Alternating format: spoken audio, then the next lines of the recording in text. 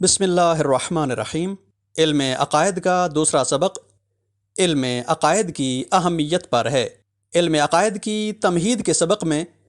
یہ بیان کیا گیا تھا کہ انسان کی عقل اس کائنات کے بارے میں بہت ہی بنیادی سوالات اٹھاتی ہے، اور اگر انسان دینی کتابوں اور دینی تعلیمات کی مدد سے اپنے سوالوں کا جواب تلاش کرنا چاہے تو حاصل شدہ نتائج سے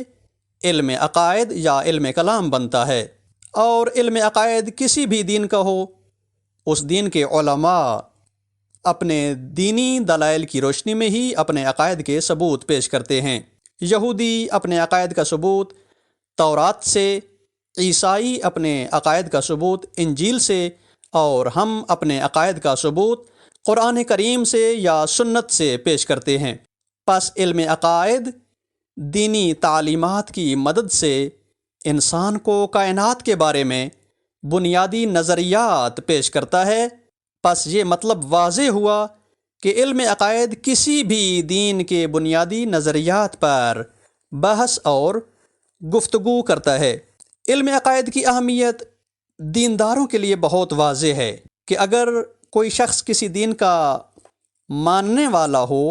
تو اسے اپنے دینی نظریات کا علم ہونا چاہیے، اور دین کے بنیادی نظریات نہ جاننے کی صورت میں کسی بھی دین کا پیروکار کسی وقت بھی اپنے دین سے ہاتھ دھو بیٹھتا ہے، یا اس کا اپنے دین کے بارے میں ایمان کبھی بھی سست پڑ سکتا ہے، کیونکہ جو شخص اپنے دین کے متعلق بنیادی نظریات نہیں جانتا، جیسے ہی دشمنان دین یا منکرین دین کے اعتراضات سنتا ہے اور اس سے کوئی خاطر خواہ جواب نہیں بن پاتا، تو بے بس ہو کر یا وہ ضد پر اتر آتا ہے کہ بس جیسے میرے باپ دادا کا دین تھا اسی طرح میں نے بھی ہر صورت میں اپنے دین پر پابند رہنا ہے۔ تو یا دوسری صورت یہ سامنے آتی ہے کہ وہ شخص جو اپنے دین کے بنیادی نظریات سے جاہل اور ناواقف ہو، اپنے دین کے بنیادی نظریات سے جہالت کی وجہ سے دشمنان دین کے اعتراضات کے سامنے لاجواب ہو کر اسے اپنا دین چھوڑنا ہی بہتر لگتا ہے۔ البتہ دین سے ہاتھ اٹھا لینے کی صرف ایک یہی وجہ نہیں کہ کوئی صرف جہالت کی وجہ سے اور اعتراضات کا جواب نہ دینے کی وجہ سے ہی دین سے دور ہو جائے، بلکہ دنیاوی خواہشات کی وجہ سے بھی کوئی دین سے دوری کا اعلان کر سکتا ہے۔ بہرحال دین سے دوری کی جہالت کے علاوہ بھی مختلف وجوہات ہو سکتی ہیں۔ فی الحال ہماری گفتگو صرف دینی نظریات سے جہالت کے بارے میں ہے کہ جب کوئی شخص اپنے دین کے بنیادی نظریات سے جاہل ہو تو وہ اعتراضات کے سامنے لاجواب ہو جاتا ہے اور اس کے ایمان کی بنیادیں کمزور ہو جاتی ہیں۔ اور اس طرح کے افراد کی کافی مثالیں موجود ہیں کہ جو ایشین ممالک سے کاروبار کے سلسلے میں یورپی ممالک میں جا کر آباد ہوئے، اور ان کی نسلیں اسلامی عقائد سے ناآشنائی کی وجہ سے اسی یورپی بے دینی کی تہذیب کا حصہ بن گئیں، جس کی اصل وجہ یہی تھی کہ لوگ دین کے بنیادی نظریات سے جاہل تھے اور اعتراضات کا جواب نہ مل پانے پہ دین سے بیزاری کا اعلان کرتے گئے۔ علم عقائد کی اس مقام پر بہت اہمیت ہے کہ ایک مسلمان شخص اپنے بنیادی نظریات کی تعلیم حاصل کرے اور اپنا ایمان راسخ اور پختہ کرے۔ اسی طرح علم عقائد کی اہمیت کا دوسرا نقطہ یہ ہے کہ انسان جب اس کائنات کے بارے میں سوچتا ہے کہ یہ کائنات کیسے بنی، کیا اس کا کوئی بنانے والا ہے یا نہیں، خود سے ہی سب کچھ بن گیا؟ اگر کوئی بنانے والا نہیں ہے تو اس کائنات میں پایا جانے والا نظم و ضابط بغیر کسی علم و حکمت اور قدرت کے کیسے حاصل ہو سکتا ہے؟ اور اگر کوئی بنانے والا ہے تو اس نے یہ کائنات کیوں بنا ڈالی؟ اگر کوئی اس کائنات کو بنانے والا ہے تو اس کا ثبوت کیا ہے کہ کوئی ایسی ذات ہے جس نے یہ سب کچھ خلق کیا؟ اگر اس کائنات کو کوئی بنانے والا ہے تو اس خالق کا اس کائنات کی خلقت کے بعد بھی کوئی کائنات میں دخل ہے یا نہیں؟ اگر خالق کا کائنات پیدا کرنے کے بعد اس کائنات میں کوئی دخل نہیں تو یہ سارا نظام ہستی کیسے چل رہا ہے؟ اور اگر اس کا کائنات میں کوئی دخل ہے تو کس حد تک ہے؟ کیا ہر شے میں خالق کا دخل ہے یا صرف ان موجودات میں اس کا دخل ہے جو ارادہ اور اختیار نہیں رکھتیں؟ اگر اس کائنات میں خالق کا کوئی دخل ہے تو اس کائنات میں آنے والی مشکلات اور مصیبتوں میں بھی کیا اس کا دخل ہے یا نہیں؟ یعنی اس کائنات کی مشکلات بھی خالق کی طرف سے آتی ہیں یا ان کی کوئی اور وجہ ہے؟ اگر خالق کا کائنات میں کوئی دخل ہے تو وہ کائنات سے مصیبتیں دور کیوں نہیں کرتا؟ اگر خالق کا کائنات میں کوئی دخل ہے اور وہ مشکلات اور مصیبتیں دور کر سکتا ہے مگر دور نہیں کرتا تو اس کا کیا مقصد اور ہدف ہے؟ اسی طرح کائنات کے باقی موجودات سمیت کیا انسانی زندگی میں بھی پروردگار کا کوئی ڈائریکٹلی دخل ہے؟ اگر انسان کی زندگی میں بھی خالق کا کوئی دخل ہے تو کس حد تک؟ اگر خالق کا انسانی زندگی میں دخل ہے تو انسان کا اختیار کس کام کا؟ اگر اس کا انسانی زندگی میں کوئی دخل نہیں تو کیا انسان بالکل آزاد ہے؟ انسان اس دنیا میں آیا ہی کیوں؟ اگر انسان اس دنیا میں آ ہی گیا تو یہاں کی مصیبتوں پر غلبہ پانا انسان کی بس کی بات ہے یا نہیں؟ اگر انسان کے بس کی بات ہے مصیبتوں اور مشکلات پر غلبہ پانا تو یہ مصیبتوں پہ غلبہ کیوں نہ پا سکا؟ اگر مصیبتوں اور مشکلات پہ غلبہ پانا انسان کے بس میں نہیں ہے تو ان مصیبتوں کا کیا مقصد ہے؟ اسی طرح کے کئی ایک سوالات پہلے سبق میں بھی پیش کیے گئے اور ان سوالات کے جواب انسان کو نہ ملیں، خاص کر اس انسان کے لیے کہ جو ان سوالوں کی جستجو ٹھان لے مگر اسے کوئی جواب نہ ملے تو انسان کی ساری زندگی حیرانی اور پریشانی میں گزر جاتی ہے، اور زندگی میں حیرانی اور پریشانی بہت ہی عذاب دہ ثابت ہوتی ہے۔ نفسیاتی طور پر انسان بہت بے چین ہو جاتا ہے اور زندگی میں نا امیدی سی آنے لگتی ہے کہ جس کائنات کا کوئی مقصد ہی نہیں، اس میں زندگی بسر کرنے کا فائدہ ہی کیا ہے؟ عقل مند انسان کو اپنے عقلی سوالوں کا جواب نہ ملے تو اس کی زندگی بہت عذاب دہ ہو جاتی ہے، اور علم عقائد انسان کو اس عذاب دہ زندگی اور نا امیدی کی زندگی سے نجات بخشتا ہے کہ اس کے عقلی سوالوں کا جواب دین کی مدد سے پیش کرتا ہے۔ اور علم عقائد کی اہمیت یا علم کلام کی اہمیت عقلی سوالوں کے سامنے انسان کو نا امید ہونے سے بچانے میں ہے۔ مسلمان علماء نے قرآنی تعلیمات میں غور و خوض کر کے اصول دین پیش کیے کہ جو اصل کائنات کے آغاز اور کائنات کے انجام و مقصد اور اس مقصد کو پا لینے کی رہنمائی کا نظام بیان کرتے ہیں، یا دوسرے لفظوں میں یوں کہا جائے کہ علم کلام یا علم عقائد میں جو نظریات پیش کیے جاتے ہیں وہ بنیادی ترین نظریات اس متعلق ہیں کہ انسان کی زندگی کا آغاز کیا ہے، انسان کی زندگی کا مقصد کیا ہے، اور اس مقصد تک پہنچنے کا رہنمائی کا نظام کیا ہے۔ اس اعتبار سے اصول دین میں اصلی ترین عقائد 3 نظریوں پر مشتمل ہوتے ہیں: انسان کی زندگی کا آغاز اور اس کے خالق کا وجود یعنی توحید، یہ ایک، اور دوسرا انسانی زندگی کا انجام یعنی قیامت، اور تیسرا انسانی زندگی کی رہنمائی کا سلسلہ یعنی نبوت۔ یہ 3 اصول ہر آسمانی دین کے بنیادی نظریات ہیں۔ اللہ کے وجود کا عقیدہ، انسانی زندگی میں نبی کی ضرورت، اور انسانی زندگی کے ثواب و جزا کے دن کا عقیدہ۔ یہودیوں، عیسائیوں اور مسلمانوں کے یہ 3 مشترکہ عقیدتی اصول ہیں، مگر ان 3 کے علاوہ مذہب شیعہ کی علم کلام کے 2 عقیدے اضافی ہیں کہ جو اصول دین میں پیش کیے جاتے ہیں، اور وہ 2 عقیدے یہ ہیں: ایک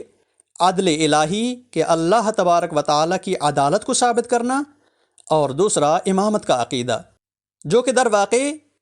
یہ دونوں توحید اور نبوت کی ہی 2 شاخیں ہیں، کیونکہ عدالت اللہ کی صفت ہے اور امامت نبوت اور رسالت کے اہداف کا جاری سلسلہ ہے،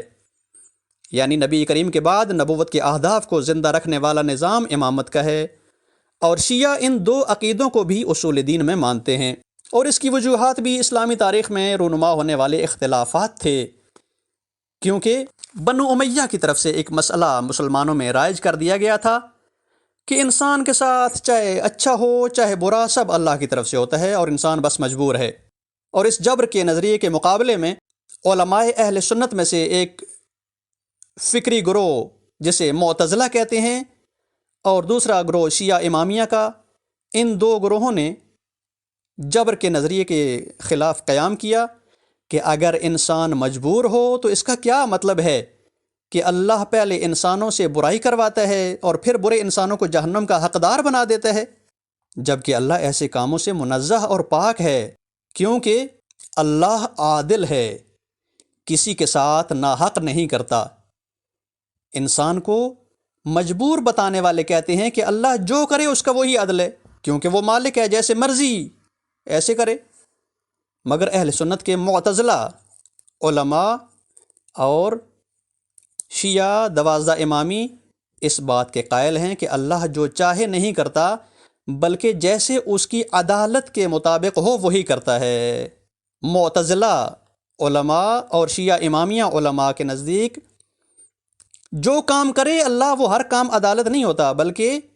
اللہ وہی کرتا ہے جو اس کی صفت عدالت کے مطابق ہوتا ہے، جو اس کی حکمت کے مطابق ہوتا ہے، کیونکہ اللہ کسی کا حق ضائع نہیں کرتا۔ پس عدالت کا مسئلہ اللہ تعالیٰ کی صفات سے مربوط ہے، مگر اس کو علمی اختلاف کی وجہ سے اصول دین میں بیان کیا جاتا ہے۔ اور دوسرا مسئلہ امامت کا، کہ جو دراصل نبوت کے اہداف کو زندہ رکھنے کا ایک بنیادی نظریہ ہے کہ نبی کریم صلی اللہ علیہ وآلہ وسلم کے بعد کسی دینی معصوم پیشوا کی ضرورت ہے کہ جو نبی کی طرح قرآنی مقاصد کی تبلیغ کرے اور دین اسلام کی ہر زمانے کے مطابق تشریح کرے۔ تو اس میں مسلمانوں کے دو بنیادی نظریے ہیں، ایک یہ کہ نبی کریم کے بعد خود مسلمان اس قابل ہیں کہ نبی کریم کے اہداف اور مقاصد کو خود زندہ رکھیں اور کسی خاص معصوم پیشوا کی ضرورت ہی نہیں ہے، اور یہ اہل سنت کا عقیدہ ہے۔ مگر شیعہ کا عقیدہ یہ ہے کہ نبی کریم کے بعد ایک ایسی ہستی کا پیشوا ہونا ضروری ہے جو نبی کریم کے اہداف نبوت کو جاری رکھے، اور اس ہستی کو امام کہا جاتا ہے۔ لہٰذا اس نظریاتی اختلاف کی وجہ سے نظریہ امامت شیعہ علم عقائد میں اصول دین کا حصہ مانا جاتا ہے۔ خلاصہ یہ کہ اصول دین اصل میں جو دین کے بنیادی اصول ہیں وہ 3 ہیں، توحید، نبوت اور قیامت، مگر مذہب شیعہ کے اصول 5 ہیں۔ یہ مذہب کے اصول ہیں، دین کے نہیں، یعنی جو دین کے 3 اصول مانتا ہے وہ دیندار ہے، لیکن جو یہ 5 اصول مانتا ہے وہ مذہب شیعہ سے متعلق دیندار مومن ہے۔ مذہب شیعہ کے اصول دین بن گئے توحید، عدل، نبوت، امامت اور قیامت، یعنی 3 نظریے ماننے والا مسلمان ہے، مگر شیعہ نہیں، اور شیعہ وہ ہے جو 5 اصول دین کا عقیدہ رکھتا ہے۔ اب مزید آگے بڑھاتے ہیں اسی مسئلے کی علم عقائد کی اہمیت کو، کہ اگر کوئی مسلمان ان بنیادی اصول دین کا علم نہ رکھتا ہو تو وہ در حقیقت اصل دیندار نہیں کہلا سکتا، اور نہ ہی اسلامی زندگی بسر کر سکتا ہے، کیونکہ انسان کا جیسا عقیدہ ہو ویسے ہی وہ عمل کرتا ہے۔ عقیدہ ایسی طاقت ہے کہ انسان کے پورے وجود کی مہار تھام لیتا ہے، اور انسان اس عقیدے کی خاطر کچھ بھی کر گزرتا ہے۔ آپ مثالیں لیں کہ جن لوگوں کا عقیدہ ہوتا ہے کہ کسی خاص جگہ پر کوئی پیر صاحب کی قبر ہے اور اس پیر کی قبر پر موجود درخت پر منت دینے سے بچے پیدا ہوتے ہیں، تو اس عقیدے کے لوگ بچے لینے کے لیے اس درخت پر ضرور منتیں دینے جائیں گے، اور اگر اس پیر کے خلاف یا اس پیر کے درخت کے خلاف کوئی بات کرے گا تو اس کے ساتھ لڑنے مرنے پہ تیار ہو جائیں گے۔ تو اس کا مطلب یہ نہیں کہ ان کا عقیدہ درست ہے، بلکہ مطلب یہ ہے کہ عقیدہ کچھ بھی کرواتا ہے، یعنی انسانی وجود کی ساری باغ ڈور انسان کی عقل اور عقیدے کے ہاتھ میں ہوتی ہے۔ جس انسان کا اللہ کی ذات پر پختہ عقیدہ ہو کہ اس نے مجھے پیدا کیا اور وہی مجھے روزی دیتا ہے، وہ میرے کاموں کو دیکھ رہا ہے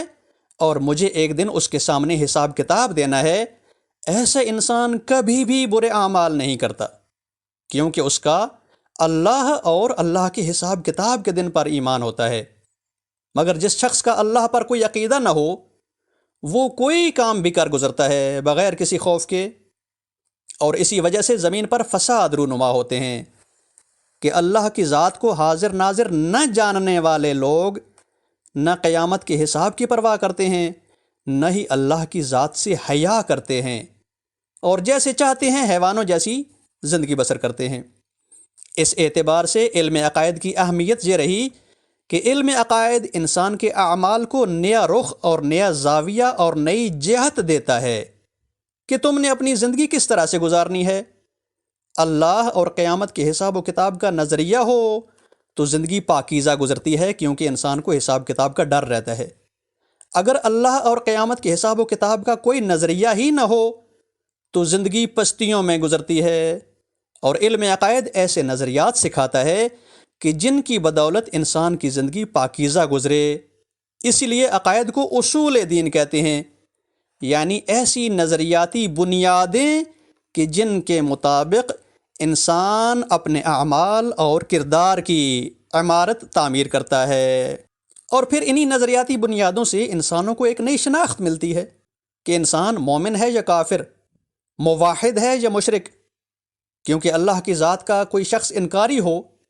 یا انسانی زندگی میں اللہ کی حکمت و قدرت کی دخالت کو ہی نہ مانتا ہو تو ایسے شخص کو ملحد اور منکر کہتے ہیں، یا قرآن کریم کے الفاظ میں اسے کافر کہتے ہیں۔ مگر جو شخص اللہ کو اس وسیع کائنات کا مالک مانتا ہو اسے مومن کہتے ہیں۔ یا پھر جو اس کائنات کا مالک صرف اللہ کو مانتا ہے اور سبھی کائنات اور سبھی انسانوں کو اللہ کا محتاج مانتا ہے اسے موحد کہتے ہیں۔ مگر جو اللہ کے علاوہ دوسری چیزوں کو بھی اللہ کا شریک مانتا ہے اسے مشرک کہتے ہیں۔ پس علم عقائد ایسے نظریات دیتا ہے کہ مومن اور کافر کی تشخیص کرنا آسان ہو جاتی ہے۔ اسی طرح نبوت کے مسئلے پر بھی علم عقائد مسلمان کو شناخت دیتا ہے، کیونکہ مسلمان نبوت کے مسئلے میں تمام انبیاء پر ایمان رکھتے ہیں، جبکہ یہودی صرف حضرت موسیٰ کے بعد کسی اور کو نبی نہیں مانتے، اور عیسائی حضرت محمد مصطفیٰ صلی اللہ علیہ وآلہ وسلم کی تعلیمات پر ایمان نہیں لاتے اور حضرت عیسیٰ تک ہی رک جاتے ہیں۔ مگر مسلمان خاتم الانبیاء پر ایمان رکھتے ہیں۔ پس جیسے علم عقائد موحد اور مومن کی شناخت دیتا ہے، اسی طرح علم عقائد، اسلامی علم عقائد مسلمان کو بھی شناخت دیتا ہے، اور دین اسلام کے اندر شیعہ علم عقائد شیعہ اور غیر شیعہ کا فرق بتاتا ہے۔ علم عقائد میں ایک بہت ہی مہم بحث قیامت کے تصور کی ہے۔ علم عقائد قیامت کا تصور دے کر انسانی زندگی کو مقصد اور معنی دیتا ہے، کیونکہ اگر قیامت نہ ہو اور زندگی اس جسم کی موت پر ہی ختم ہو جائے تو زندگی کا کوئی مقصد نہیں رہتا۔ بس حیوانوں کی طرح پیدا ہونا اور چند دن کھا پی کر مر جانا، ایسی زندگی انسان کے لیے عذاب دہ ہے کہ آخر کیوں بغیر مقصد کے اتنی مشکلات اور مصیبتیں سہی اور برداشت کر کے اب جا رہے ہیں اور ختم ہو رہے ہیں۔ پس علم عقائد انسان کو ایمانی شناخت دینے کے ساتھ ساتھ زندگی کو بامعنی اور بامقصد بناتا ہے، اور علم عقائد کا وظیفہ دینی لحاظ سے انسان کو پختہ عقائد فراہم کرنا، عقائد کا ثبوت دینا اور عقائد پر ہونے والے اعتراضات کا جواب دینا ہے۔ مگر کیونکہ ہمارا تعلیم کا ابتدائی مرحلہ ہے تو ہم صرف عقائد کی ضروری وضاحت پیش کرنے کے ساتھ ساتھ عقائد کا ثبوت پیش کریں گے، اور ثبوت کے طور پر زیادہ تر قرآنی ادلہ سے، قرآنی آیات سے استفادہ کریں گے، کیونکہ قرآن کریم تمام مسلمانوں کے نزدیک ناقابل انکار کتاب ہے اور اس کا کوئی بھی مسلمان انکار نہیں کر سکتا۔ لہٰذا ابتدائی مرحلے میں ہم قرآن کریم کی آیات سے استفادہ کرتے ہوئے اسلامی شیعہ عقائد کا ثبوت پیش کریں گے۔ یہ رہا ہمارا علم عقائد کی اہمیت کے بارے میں سبق۔